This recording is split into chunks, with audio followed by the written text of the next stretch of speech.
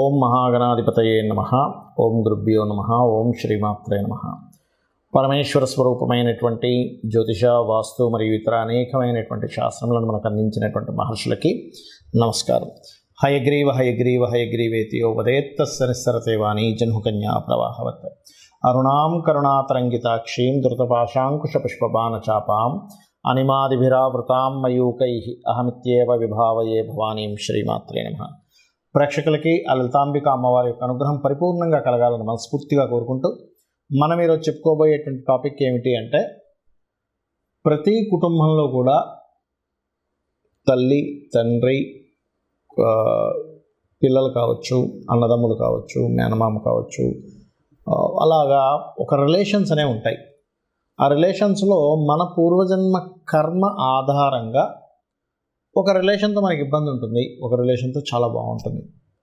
ఎందుకు అలా అవుతుంది అంటే, మనం పాస్ట్ లైఫ్లో చేసుకున్న కర్మ. కొంతమందికి జీవిత భాగస్వామితో ఇబ్బంది ఉంటే, కొంతమందికి అన్నదమ్ములతో, కొంతమందికి మేనమామతో, లేకపోతే కొంతమందికి ఆడపడుచులతోని, కొంతమందికి మదర్తో కూడా ఉంటుంది. అది చాలా దారుణమైనటువంటి కాంబినేషన్. కొంతమందికి ఫాదర్తో ఇబ్బంది ఉంటుంది. అయితే ప్రతి లగ్నానికి కూడా ఆ యొక్క కాంబినేషన్ ఎందుకు ఏర్పడుతుంది, దానికి పరిహారం ఏం చేసుకోవాలి, బాగుండాలంటే ఏం చేయాలనేటువంటి చెప్తాను. ఒకటి, మీరు వీడియోని కనుక లాస్ట్ వరకు చూసినట్లయితే జన్మజాతకం తెలియని వాళ్ళకి, డేట్ ఆఫ్ బర్త్ తెలియని వాళ్ళకు కూడా ఏం చేసుకోవాలి అనేది కూడా చెప్తాను. దీంతోపాటు ఇందులో వాస్తుకు సంబంధించినటువంటి పరిహారం కూడా చెప్తాను. మిథున లగ్నము, మిథున రాశి. మిథున లగ్నం వారికి స్పెసిఫిక్గా మనం చెప్పేది ఒకటే, వీళ్ళకి తెలివితేటలు అద్భుతంగా ఉంటాయి. నడిచే వికీపీడియా అంటూ ఉంటాను. అంటే ఎప్పటికప్పుడు కొత్త విషయాలు నేర్చుకోవాలని బాగా ఇష్టపడతారు మిథున లగ్నం వారు. తెలివిగా పనిచేయడానికి ఎక్కువ ఇష్టపడతారు. గొడ్లా కష్టపడడం కాకుండా తెలివిగా దీన్ని ఎట్లా టెక్నికల్గా ఎట్లా చేయాలి, సింపుల్గా ఎలా చేయాలి, ప్రాబ్లం ఎట్లా క్లియర్ చేసుకోవాలనేటువంటిది మిథున లగ్నం వారికి వెన్నతో పెట్టిన విద్య. అయితే వీళ్ళకి కూడా రిలేషన్స్తో ఇబ్బంది ఉంటాయి ఒక్కోసారి. ఎందుకు ఉంటాయో చెప్తాను నేను మీకు. బై ఛాన్స్ వీళ్ళకి కనుక మూన్ పాడయ్యాడు, మూన్ అంటే సెకండ్ లార్డ్, కుటుంబ కారకుడు మూన్ అవుతాడు. వీళ్ళ మూన్ గనక పాడైతే కుటుంబ సభ్యుల వల్లే మానసిక స్ట్రెస్ పడుతూ ఉంటారు.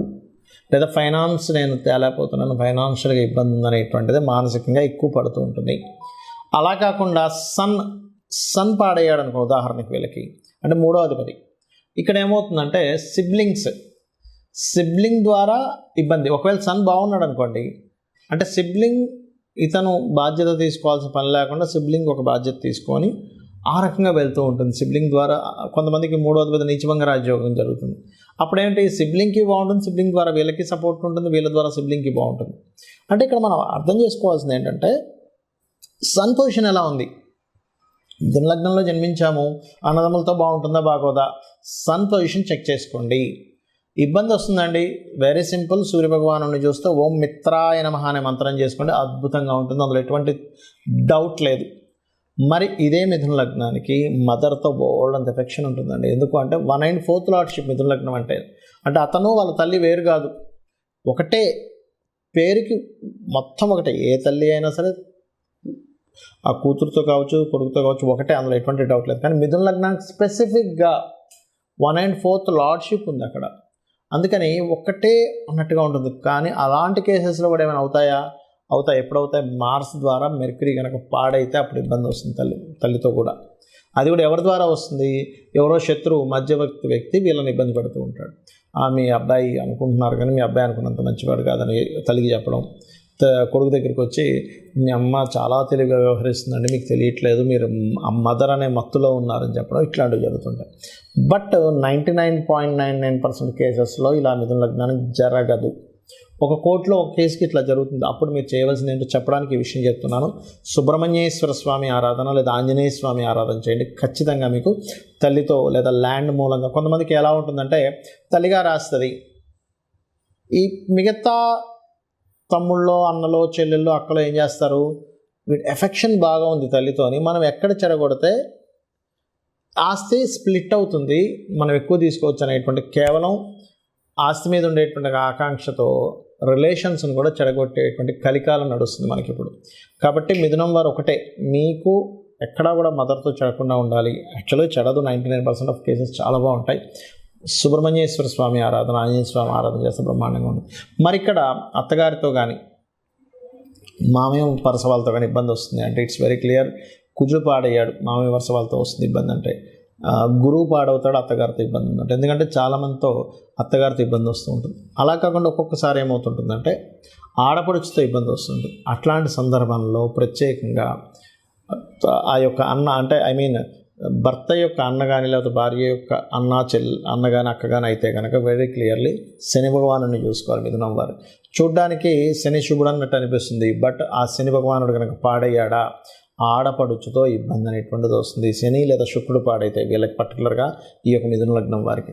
మరి అప్పుడు ఏం చేయాలి? వెంకటేశ్వర స్వామి ఆరాధన, గోవుకి బెల్లం తినిపించడము లేదా తీపి చపాతీలు తినిపించడం చేసినట్లయితే ఖచ్చితంగా బాగుంటుంది. ఇక్కడ ఒక విషయం గుర్తుపెట్టుకోండి, మనకి జన్మ జాతకం ఎంత ప్రభావితం చేస్తుందో రిలేషన్స్ విషయంలో వాస్తు కూడా అంత ప్రభావితం చేస్తుంది. అయితే ఇది ఏ దిశను చూసుకోవాలి? ఇక్కడ పర్టికులర్గా సోషల్ కమ్యూనికేషన్స్ లేదా ఇంట్లో ఉండే వాళ్ళందరి సఖ్యతని చూసుకునేటువంటి దిశ తూర్పు. ఎందుకంటే తూర్పుకి అధిపతి ఎవరు? తూర్పుకి సూర్య భగవానుడు అధిపతిగా చెప్తూ ఉంటారు. అలాగే ఇంద్రుడిగా చెప్తూ ఉంటారు. మన ఇంద్రియాలు, ఇంద్రుడు అంటే ఎవరు? మన ఇంద్రియాలకు సంబంధించిన ఇంద్రుడు. మనం కనుక ఒక రిలేషన్స్ని కరెక్ట్గా మనం అర్థం చేసుకుంటూ ఉంటే అందరూ కలిసి ఉంటారు. సూర్యభగవానుడు ఎందుకు ఇచ్చారు తూర్పుకి అంటే తూర్పును ఉదయించేటువంటి సూర్యుడు అనే కాకుండా సూర్యుడు న్యాచురల్ ఫిఫ్త్ లార్డ్, అంటే ఒక బాధ్యతగా ఉండేటువంటి ఒక అడ్మినిస్ట్రేషన్ చేసేటువంటి లక్షణం ఉన్నటువంటి గ్రహం సూర్యభగవానుడు. ఈ తూర్పు భాగం కనుక మీకు మీ వాస్తులో పాడైంది, ఖచ్చితంగా ఏమవుతుంది? ఇంట్లో రిలేషన్స్ పాడవుతాయి. తల్లికి తండ్రి, తల్లికి కూతురికి, తండ్రికి కొడుకుకి, వీళ్ళందరితోనే ఏదో ఒక డిస్టర్బెన్స్ అనేది క్రియేట్ అవుతుంది. మరి దీనికి ఏమిటి పరిహారం? It's very clear. తూర్పు భాగంలో లైట్ గ్రీన్ కలర్ ఉండేలా చూసుకోండి, రెడ్ కలర్ రాకుండా చూసుకోండి, ఇట్లా కొన్ని ఉంటాయి. సో ఫస్ట్ ఆఫ్ ఆల్ ఏంటంటే మీరు లైట్ గ్రీన్ కలర్ పెట్టుకొని అక్కడ మీరు చేయవలసినటువంటిది ఏమిటి అని చెప్పి చూసుకున్నట్లయితే పర్టికులర్గా మీరు రాముడి యొక్క పట్టాభిషేకం బొమ్మ ఒకటి పెట్టండి. ఇది అయితే మరి ఇందులో మళ్ళీ రకరకాల వేరియేషన్స్ వస్తుంటాయి. అట్లాగా భార్యతో పడట్లేదండి అంటే ఆగ్నేయము నైరుతి కూడా పాడైందని మీరు అర్థం చేసుకోవాలి. అలా కాదండి, మాకు కొన్ని మనీ మ్యాటర్స్ వల్లే ఎక్కువ ఇబ్బంది వస్తుంది, ఇంట్లో రిలేషన్స్తోని కొత్త అవకాశాలు ఇంట్లో ఉండే వాళ్ళ వల్ల నేను ఇబ్బంది పడుతున్నాను అన్నప్పుడు ఎవరైనా బంధువర్గంలో మేనమామ, మామయ్య వీళ్ళ వరుస వల్ల వస్తుందంటే కొంత నార్త్ కూడా పాడవుతుందని అర్థం. మదర్తో నాకు ఎప్పుడు ఇబ్బంది వస్తుందంటే మీ జన్మ జాతకంలో ఖచ్చితంగా తల్లికి కారకుడైన చంద్రుడు అండ్ ఫోర్త్ లార్డ్ పాడయ్యాడు, దాంతోపాటు వాయువ్యం కూడా పాడైందని మీరు చెక్ చేసుకోవాలి. అప్పుడు ఏమవుతుంది? వాయువ్యానికి అధిపతి చంద్రుడు కాబట్టి మదర్తో వస్తూ ఉంటుంది ఇబ్బంది అనేటువంటిది. అదేవిధంగా అన్నదమ్ములతో ఎక్కువ గొడవ వస్తుందండి, నాకు సౌత్ ఖచ్చితంగా పాడవుతుంది, ఎందుకంటే సౌత్కి కారకుడు కుజుడు, చెక్ చేసుకోండి. అయితే ఇక్కడ జన్మజాతకం లేని వాళ్ళు కూడా చేసుకోవాల్సింది సూర్య నమస్కారాలు. ఒకటి, సూర్య భగవానుడి దగ్గర దీపారాధన చేయడము, అదేవిధంగా ఆదిత్య హృదయ పఠనం చేసుకోవడం, ఇవి ఖచ్చితంగా పాటించాలి. మరొక విషయం ఏంటంటే ఇక్కడ మీ పర్సనల్ చార్ట్లో పర్టికులర్గా ఇప్పుడు మనం ఒక్కొక్క లగ్నంతో చెప్తూ వచ్చాం. సో మీ పర్సనల్ చార్ట్లో పర్టికులర్ లగ్నానికి ఆ యొక్క కారకుడు దేని ద్వారా కంబస్ట్ అయ్యాడు, దేని ద్వారా సపోర్ట్ అయ్యాడు అనేటువంటి దాన్ని ఫస్ట్ ఆఫ్ ఆల్ మీరు చూసుకోవాలి. ఆటోమేటిక్గా అది చూసుకొని దానికి సంబంధించిన దానం ఇవ్వడము, మంత్రం చేసుకోవడం చేస్తే ఖచ్చితంగా ఫలిస్తుంది. అయితే అందరికీ కూడా ఒకటే మాట చెప్తాను, ఇది ఛాలెంజింగ్గా చెప్తున్నాను. మీకు ఎటువంటి ఇబ్బంది ఉన్నా ఫ్రెండ్స్తో కావచ్చు, జీవిత భాగస్వామితో కావచ్చు, ఎవరితోనైనా మాకు ఎక్కువ శత్రుత్వాలు అవుతున్నాయి ఇంట్లో వాళ్ళతో బయట వాళ్ళతో, ఒక్క 10 నిమిషాలు సూర్యభగవానుడిని చూస్తూ ఇలా పట్టుకొని ఓం మిత్రాయ నమః, 100% శత్రువు కూడా మీకు మిత్రుడు అయిపోతాడు. అరే ఇంత ఎందుకు నేను గొడవ పెట్టుకుంటున్నాను, వీళ్ళతో నేను ఎందుకు గొడవ పెట్టుకుంటున్నాను, ఒక రియలైజేషన్ వస్తుంది దాని ద్వారా. అలాగే ఇక్కడ ఇంకొక విషయం ఏంటంటే మీకు దగ్గరలో గోశాల కనుక ఉన్నట్లయితే గోవుకి వెళ్ళి ఆదివారాలు ప్రత్యేకంగా గోధుమ రవ్వ తినిపించండి. అదేవిధంగా మరొక విషయం ఏంటంటే ఇంకా ఎక్కువగా ఉన్నాయండి రిలేషన్స్లో, అసలు నాకు సపోర్ట్ చేయట్లేదు, చాలా ప్రాబ్లమాటిక్గా ఉందన్నప్పుడు 14 కానీ 7 వారాలు కానీ రాముడి యొక్క పూజని ఆది బుధవారాలు చేయమని చెప్తుంది శాస్త్రం. సో రామదేవుడి కథ చెప్పుకోవడం చేసుకోవాలి. ఇక్కడ నేను చెప్పేది ఒకటే, మీ జన్మజాతకంలో ఎటువంటి దోషం ఉన్నా గుర్తుపెట్టుకోండి. ధనం రావట్లేదు అనుకోండి, రిలేషన్స్లో ఇబ్బంది ఉందనుకోండి, ఉద్యోగం లేదనుకోండి, వ్యాపారం సరిగ్గా సాగట్లేదు అనుకోండి, కంగారు పడక్కర్లేదు. చాలామంది ఏంటంటే అమ్మో నాకు ఇట్లా అయిపోతుంది కాబట్టి నా జాతకంలో ఏదో సర్పదోషం ఉందనో లేకపోతే ఇంకోటి ఏదో ఎల్నాడు నడిచిపోతుంది కాబట్టి నా జీవితం ఇట్లా అయిపోతుందని అనుకోవద్దు అని చెప్తా. ఎందుకంటే ఒకటే గుర్తుపెట్టుకోండి, మీకు ఎన్ని ఇబ్బందులున్నా మనకి శాస్త్రాల్లో చెప్పినటువంటిదే ప్రామాణికం.